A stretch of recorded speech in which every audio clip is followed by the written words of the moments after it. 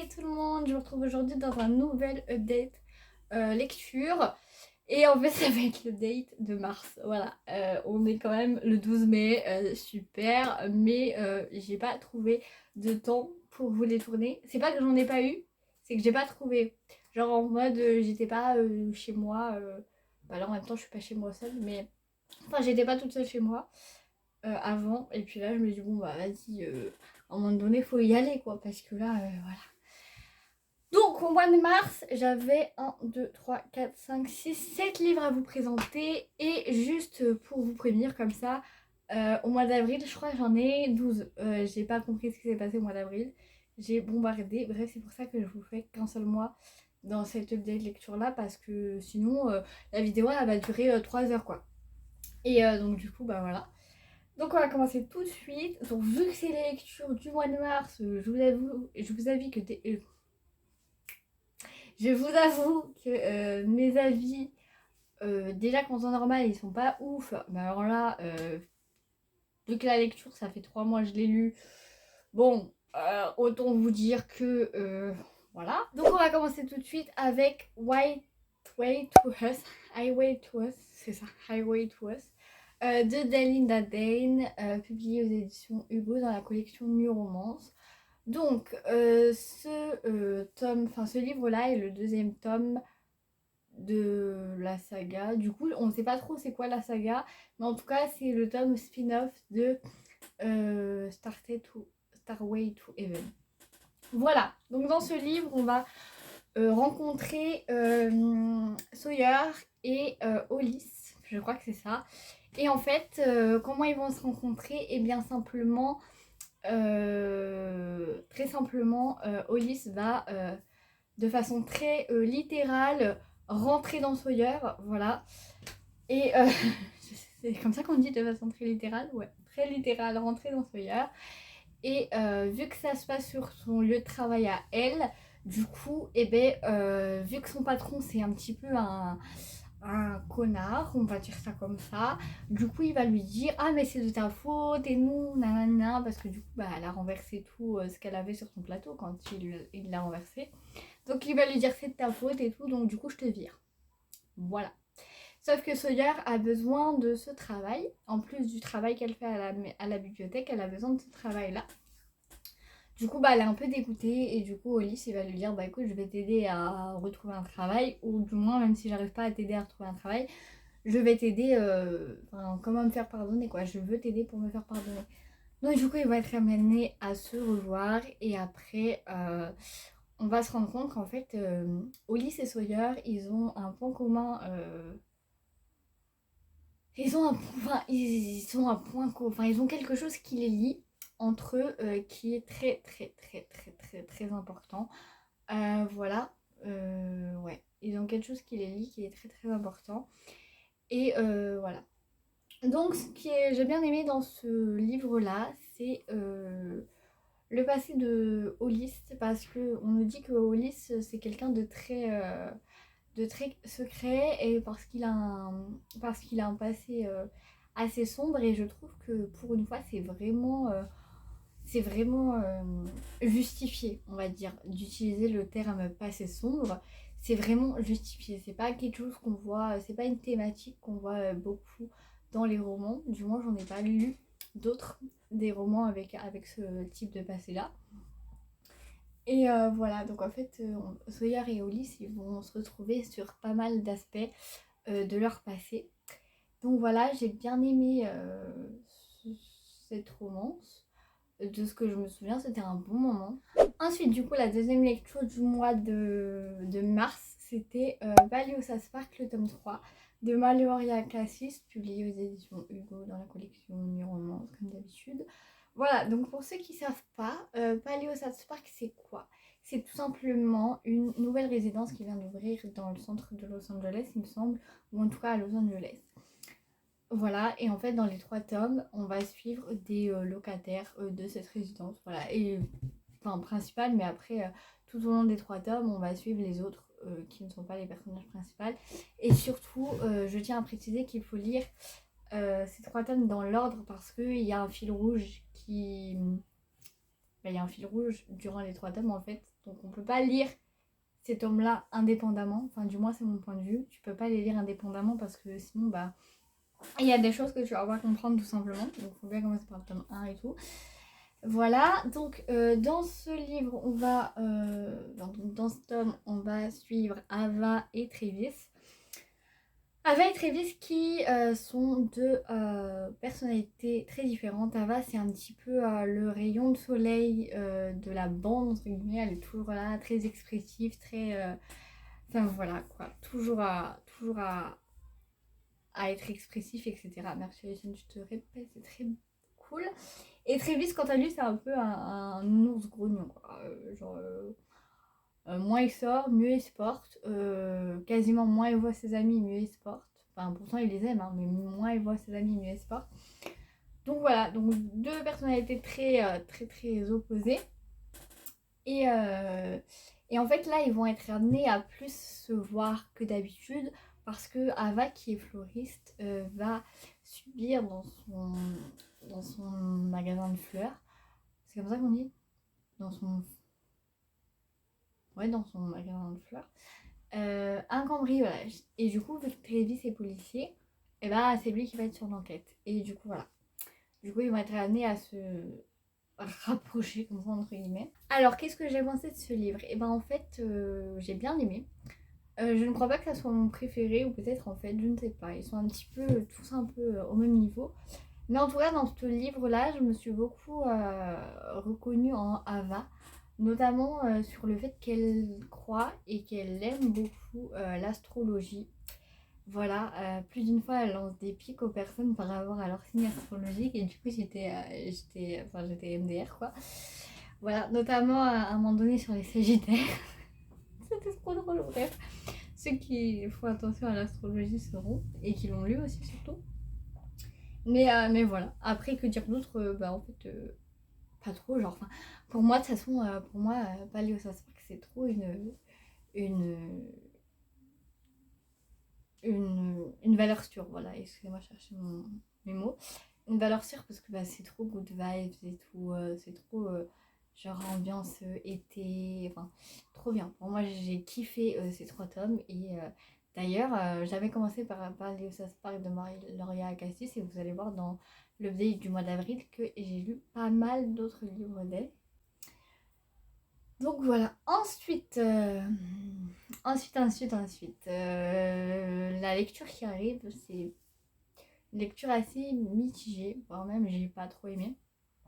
C'est tout simplement la petite nouvelle qu'il y a juste après le tome... Bah, elle est sortie après le tome 4, je crois, mais du coup c'est un peu comme si elle était avant le tome 3. Bref, je vais vous dire ce que c'est, vous allez faire du suspense là.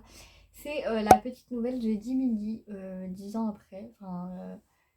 ouais, 10 midi. Enfin, le titre en vrai, c'est Did I Mention 10 Years Ago ou un truc comme ça. Donc là, bah, pour ceux qui ont lu la trilogie, on va resuivre Eden et Tyler. Voilà, pas 10 ans après la fin du tome 3. Excellent titre, merci Alison. Pour ceux qui n'ont pas vu la trilogie Jimmy, c'est quoi? C'est tout simplement l'histoire d'Eden qui doit aller passer les vacances d'été chez son père qu'elle n'a pas revu depuis Belle Lurette. Qui dit Belle Lurette en 2023? Je sais pas. En tout cas, Eden, elle n'a pas revu son père depuis longtemps et donc du coup, elle y va. Elle n'a pas envie d'y aller. Elle y va à reculons, très clairement. Et quand en fait, quand elle va arriver, elle va faire la rencontre de sa nouvelle belle-mère, pardon, ouais, et de ses trois fils. Donc du coup, c'est trois demi-frères. Donc attention, demi-frères, mais pas 200, on s'entend. Et du coup, voilà. Et avec le plus grand, donc Tyler, elle va pas du tout s'entendre parce que Tyler, c'est un peu le bad boy de l'histoire. Enfin, vous savez, les bad boys tard 2016, 2013, là. Et du coup, pour moi, cette nouvelle, bah, ça ne l'a pas fait du tout. Parce que donc je suis d'accord que que c'est une nouvelle et que du coup il n'y a pas beaucoup de pages, hein. On s'entend. Maintenant, j'ai trouvé ça trop court.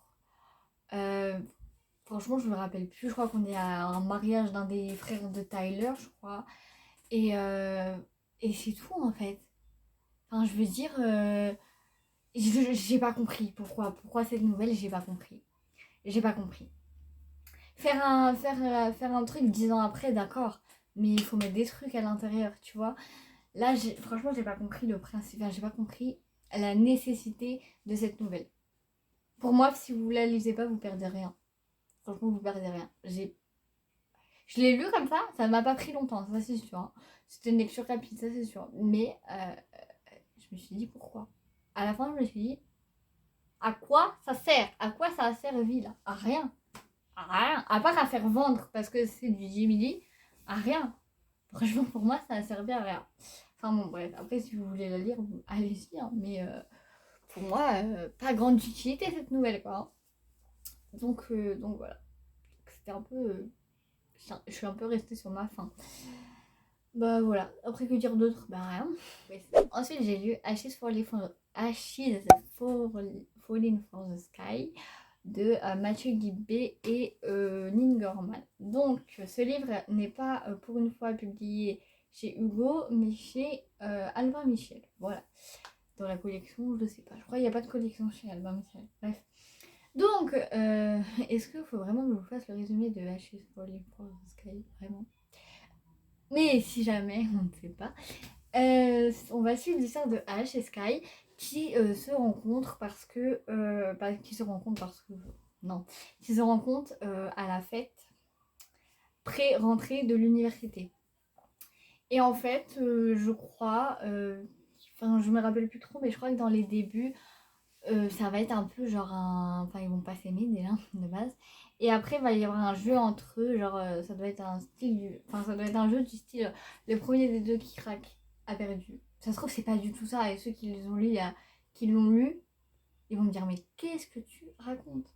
Mais je crois que c'est un truc comme ça. Bref, ceci étant dit, de toute façon, je pense pas que j'ai besoin de faire le résumé. Donc, même s'il est pourri, c'est pas grave. Alors. Attendez la fin de mon avis avant d'écrire un commentaire, s'il vous plaît. J'ai été déçue par ce premier tome. Pourquoi? Attendez, pourquoi? Simplement parce que quand je regardais les TikTok, enfin quand je tombais dessus sur TikTok, on me disait ah mais il est trop triste ce livre, il est trop triste, il est trop triste. Genre je pleure, je pleure. Et en fait, moi vraiment je m'attendais à ce qu'on pleure directement au tome 2, au tome 1, vous voyez. Et en fait du coup, j'ai lu le tome 1, j'ai bien aimé. Voilà, il y a un truc dans le tome 1, je crois que c'est dans le tome 1, je sais plus, j'ai fait pardon quand j'ai lu ça. Mais sinon, à part ça, il n'y a pas eu de larmes. Il n'y a pas eu il n'y a pas eu de larmes, il n'y a pas eu de même début de larmes, il n'y a rien eu dans ce premier tome. Donc du coup, j'étais en mode, mais où est la déchirure? Où est la tristesse? Où est... où c'est, tu vois? Donc du coup, c'est pour ça que j'ai été déçue, parce que je m'attendais à Chialax dès le premier tome. Et en fait, peut-être qu'il y en a qui ont pleuré dans le premier tome, mais moi, ce ne fut pas mon cas. Et du coup, j'étais déçue. J'étais déçue. Néanmoins, la fin du tome 1, on en parle ou on n'en parle pas? J'ai pas lu le tome 2 tout de suite après, mais j'ai pas tardé non plus pour le lire, parce que voilà. Donc voilà. Donc j'ai été déçue par ce premier tome parce que j'attendais autre chose et j'en attendais beaucoup. C'est pour ça. Maintenant, j'aurais tout de suite su que c'était le deuxième plus qui faisait chialer que le premier. J'aurais aimé, tu vois. Mais du coup, j'ai été déçue parce que je m'attendais à pleurer et je n'ai pas pleuré. C'est bizarre de dire ça quand même. Je m'attendais à pleurer, mais je n'ai pas pleuré. Bref, ensuite j'ai lu Tempête du Sud de Brittany Setcheri, publié aux éditions Hugo dans la collection de romance comme d'habitude. Alors, déjà c'était mon premier Brittany Setcheri. Voilà, il était temps, j'ai envie de vous dire. Donc dans ce livre, on va suivre Dax et je sais plus comment elle s'appelle parce que je me suis trompée en mettant le nom dans mon tableau de récapitulatif. Donc je sais plus comment s'appelle la fille. Voilà. Donc on va suivre Jax et je sais plus comment. Et en fait, la fille, quand on commence l'histoire, elle est en couple avec un mec qui la rabaisse, mais fort, vraiment. Et qui reste avec elle plus par besoin que par envie. En fait, il l'utilise pour se montrer. C'est un peu comme enfin pas un trophée, mais c'est un peu un objet qui trimballe quand il en a besoin pour aller à ses réunions business là. On dirait, vous avez vu, je suis bien, je suis avec une femme et tout. Enfin, j'ai ma femme et tout. Enfin, voilà quoi. Et c'est plus pour se faire voir avec elle que par envie, tu vois. Et donc, du coup, la meuf, à un moment donné, elle en a un peu marre, j'ai envie de vous dire. En plus, il vient de se passer un truc et tout, un truc qui font que leur couple est très, très fragile, enfin, est très en... Il est sur le point de couler, quoi. Pourquoi je cherche des mots compliqués à chaque fois? J'arrive pas à parler en plus. Et du coup, voilà, donc elle en a un peu marre, donc du coup, elle décide de le quitter et elle appelle sa sœur, qu'elle avait appelée depuis 20 ans, parce que lui, du coup, vu qu'il est toxique, il l'a éloigné de sa famille. Quand je dis 20 ans, je crois que j'exagère un peu, mais bref, vous avez compris le principe. Et donc, du coup, sa sœur, elle dit, bah vas-y, viens chez moi. Non, même pas, elle l'appelle pas, elle se pointe chez elle carrément. Carrément, elle se pointe chez elle, et en gros, bah maman, je suis là, donc fais-moi rentrer, s'il te plaît. Et du coup bah, sa sœur, elle l'a fait rentrer, donc elle vit quelques jours chez sa sœur. Et vu que sa sœur, c'est dur à dire ça. Et vu que sa sœur et le mari de sa sœur, ils viennent de se marier, ils doivent aller en lune de miel. Et qu'en plus, ils ont un truc de... Enfin, ils ont un projet en commun, en fait, ils retapent... On va y arriver. Ils achètent des maisons, ils les retapent et après ils les louent. Vous avez vu? Donc du coup, là, il y en a une qui vient de finir de retaper. Et donc du coup, elle la loue à sa sœur. Et elle lui dit, bah vas-y, je te loue la maison, quoi. Ou alors, je sais pas si elle la loue, mais en tout cas, elle dit, vas-y, va habiter là-bas, quoi.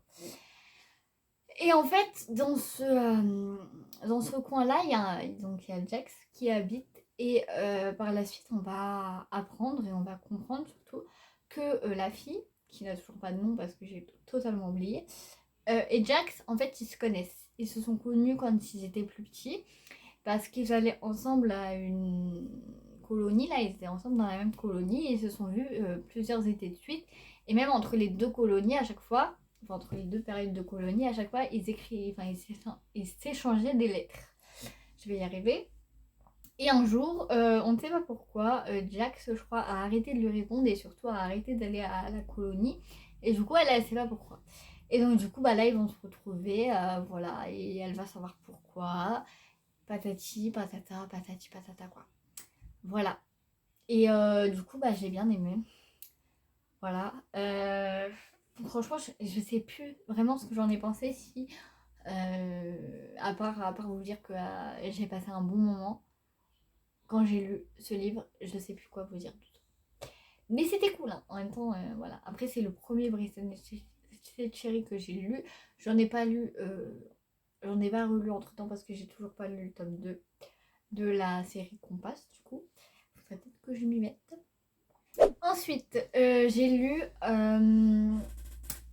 Nymphéa et la Chambre Rouge, publié aux éditions Hugo Hugo, dans la collection du romance. Je sais pas ce que je raconte. Et ces deux, je sais plus parce que j'ai juste mis des initiales. Mais vas-y, je fais mon travail à moitié, moi, à chaque fois. J'ai juste mis des initiales, c'est je sais plus c'est quoi. Je sais qu'elle a un nom italien, je crois. De toute façon, je vous mets à chaque fois les couvertures et tout, donc vous allez avoir le nom des auteurs dessus. Donc, on va suivre dans ce livre Roxane. Oui, en vrai, c'est Roxane. Nymphéa, c'est son nom de code. Donc, on va suivre Roxane qui vient d'être diplômée de journaliste en journalisme. Et du coup, elle cherche un nouveau travail. Et elle postule pour je ne sais plus quel journal. Et ils vont lui dire avant. Enfin, en fait, on va vous mettre à l'essai avant de vous embaucher, entre guillemets. En gros, pour se faire embaucher, il va falloir qu'elle écrive un article sur n'importe quel sujet. Mais il faut que ça soit pas sans enfin, faut qu'il y ait faut qu'il y ait du matière en fait à cet article. Il ne faut pas qu'elle fasse un article, je sais pas moi, sur un truc où il n'y a pas de matière, vous voyez. Et donc du coup, elle décide de faire un article sur le millésime. Qui est un bar, je sais plus trop ce que c'est, je crois que c'est un bar, et elle dit, vu que c'est un bar à champagne, on va dire, à ses côtés, c'est sûr qu'il y a un truc là-bas. Et bah, elle n'a pas tort parce qu'il y a quelque chose qui se cache dans ce bar-là. Voilà. Et puis donc du coup, Roxane, elle va y aller et en voulant en découvrir davantage, elle va peut-être, en fin de compte, c'est peut-être elle qu'elle va trouver. Enfin, vous voyez ce que je veux dire, en voulant trouver des informations sur ce bar, en fin de compte, c'est peut-être elle-même qu'elle va retrouver. Je veux trop faire une phrase de poète là, mais vous voyez ce que je veux dire quoi. Voilà, donc je sais pas si je vous en dis plus ou pas, de toute façon, voilà. Qu'est-ce que j'ai pensé de ce livre? Et ben en fait au début, avant de le lire, j'avais peur, parce que je pense que c'est pas un spoil si je vous dis que c'est un livre très très très très spicy. Déjà, Chambre Rouge, bon bref, voilà. Euh, En fait au début j'avais peur, je me suis dit, mais si c'est si spicy que ça, je vais pas aimer, enfin, parce que le spicy c'est pas quelque chose qui me dérange, mais il faut pas non plus que ça soit à outrance en fait, parce que sinon à un moment donné ça va quoi. Et non en fait là ça a été, on va dire que à chaque fois qu'il y avait une scène spicy, c'était pour quelque chose. Il n'y avait pas du spicy pour du spicy. Et voilà, il y a plusieurs retournements de situation, il y a plusieurs plot twists. Il y en a un, j'ai pas vu venir. En fait, avec ce livre, vous pouvez être en train de rigoler. La page d'après, vous pleurez. Voilà. Enfin, moi, en tout cas, c'est ce que ça m'a fait. Je sais pas si ceux qui l'ont lu, ça vous a fait pareil. Mais moi, en tout cas, c'est ce que ça m'a fait. J'étais bien. Vraiment, j'étais bien. J'étais, haha, c'est drôle. Ah bah non, c'est plus drôle, en fait. Voilà. Mais sinon, par ça, ouais, j'ai aimé. Après, voilà. Après, c'était pas un coup de cœur. Mais c'était une lecture agréable. De toute façon, là, dans le mois de mars, est-ce qu'il y a eu des coups de cœur? Peut-être pas aller au South Park, tome 3. Mais sinon, non. Ensuite, le dernier livre du mois de mars, ça a été Les 7 maris d'Evelyne Hugo, publié aux éditions Hugo dans la collection New Romance. De pareil, l'auteur, j'ai oublié qui c'était vraiment. Donc dans ce livre, on va suivre